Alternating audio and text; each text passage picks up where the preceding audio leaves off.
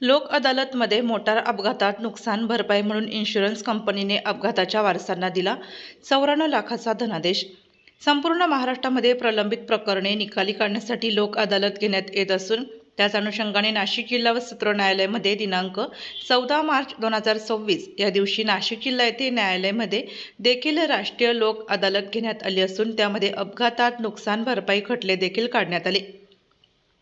दिनांक 23 जानेवारी 2022 रोजी अर्जदार हे मोटरसायकलने नाशिक येथील बळी मंदिराकडून राजमाता मंगल कार्यालयाकडे जात असताना चारचाकी वाहनाने त्यांना धडक दिल्याने अक्षय सुपेकर जखमी झाले होते. या अपघातातील वाहन मालक आणि इन्शुरन्स कंपनी यांच्याविरुद्ध सुपेकर परिवाराने अपघातातील नुकसान भरपाई मिळवण्यासाठी न्यायालयात दावा दाखल केला होता.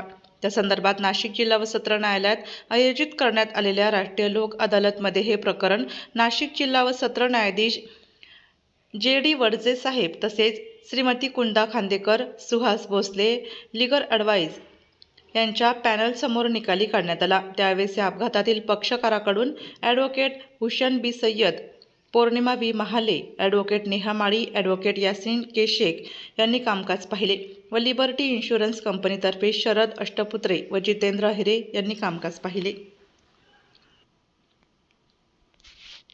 आपल्या जिल्ह्यातील व तालुक्यातील तत्काळ बातम्या व जाहिराती बघण्यासाठी आजच डीजे महाराष्ट्र न्यूज चांदवड या चॅनलला सबस्क्राईब व लाईक करा.